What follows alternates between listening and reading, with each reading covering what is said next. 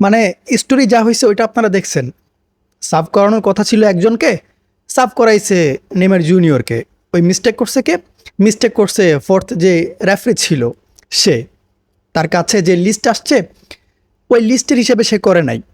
Neymar একটু চোট পাইছিল, যার কারণে সাইড লাইনে আইসা সে স্প্রে করতেছিল। দেন রেফারি ভাবছে ভাই নেইমারকে সাব করাইতেছে, উনি সরাসরি আইসা বোর্ড তুলিয়া দিছে।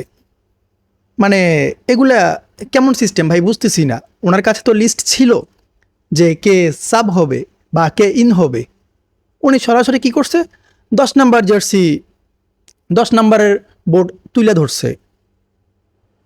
এইগুলা এইগুলা কি সিস্টেম ভাই, বুঝতেছি না।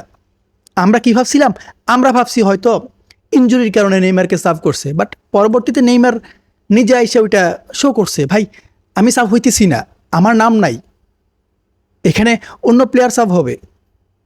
এ হইতেছে অবস্থা। আজকে লাস্ট দিন, আগামীকালকে বিশ্বকাপের স্কোয়াড ঘোষণা দিবে, আর এই মোমেন্টে আইসা এসব জাস্ট ফাজলামি করতেছে। তারপরেও নেইমার যে এতক্ষণ খেলছে এটাতে ভাই আমি হ্যাপি, নেইমারের পারফরমেন্সে আমি হ্যাপি। স্কোর দরকার নাই, স্যান্তোস কেমন পারফরমেন্স করছে ওইটা আপনারা সবাই দেখছেন। এরা কি খেলতেছে, এরা ব্যাক পাস করতেছে, এদের ডিফেন্সের অবস্থা কি, এদের প্লেয়ারদের কম্বিনেশনের অবস্থা কি। নেইমার যতগুলো পাস দিছে আপনারা ওই পাসগুলো একটু দেখেন। আজকের ম্যাচের highest rated player Neymar junior, আর বাকিগুলার অবস্থা তো আপনারা দেখছেনই। এর উপর নেইমারকে পাস দিতেই চাইতেছে না। আমি কয়েকটা জায়গায় দেখলাম প্লেয়াররা নেইমার খালি পড়ে আছে, ওইখানে বল পাস করতেছে না, এরা নিজেরাই ট্রাই করতেছে। নেইমার কতটুকু করছে ভাই। এরপর আমি আপনাদেরকে দেখাই নেইমারের স্ট্যাটস। নেইমারকে স্ট্রাইকার হিসেবে নামাইছে, বাট আপনারা যদি তার হিট ম্যাপ দেখেন তাহলে দেখবেন সে পুরা মাঠে দৌড়েইছে, সে নিচ থেকে বল ক্যারি করে নিয়ে আসতেছে অ্যাটাক করার জন্য। বাট স্যান্তোসের যে প্লেয়াররা আছে এরা বুঝতেছে না। নেইমার 65 মিনিট খেলছে, ওকে ফাইন, মিস্টেকে তাকে সার্ভ করাইছে। বাট এইখানে নেইমারের অ্যাকুরেট পাস দেখেন আপনারা 74%, 35 পাসের মধ্যে 26 পাসেস অ্যাকুরেট ছিল। এরপর অ্যাকুরেট লং বল দুইটাতে এই সাকসেস ছিল। এখন আপনারা যদি মনে করেন যে এই ম্যাচের উপর নেইমারের ভাগ্য ডিসাইড করতেছে, এই ম্যাচের উপর নেইমার 2026 বিশ্বকাপের স্কোয়াডে থাকবে কি না ওইটা ডিসাইড করবে, ওইটা না, ওইটা আগেই ডিসাইডেড হয়ে গেছে।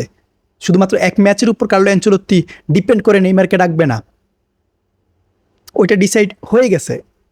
এখন কার্লো অ্যানচেলত্তি নেইমার জুনিয়রকে ডাকবে কি ডাকবে না ওইটা ওনার ব্যাপার।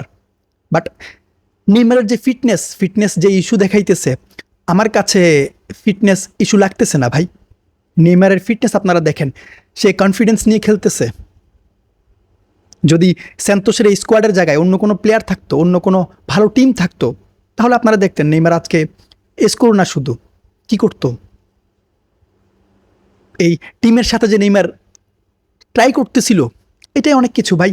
আর করেটিভের যে প্লেয়াররা ছিল এদের টার্গেট ছিল কি জানেন, এদের টার্গেট ছিল ফাউল করার। এরা আসতেছে ফাউল করতেছে।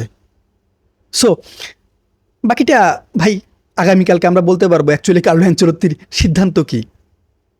বাট এই ম্যাচের উপর নেইমারের ভাগ্য ডিসাইড হবে না। নেইমারের যে ভাগ্য ওইটা আগেই ডিসাইড হয়ে গেছে, এখন জাস্ট কার্লো অ্যানচেলত্তির মুখ থেকে শোনার বাকি।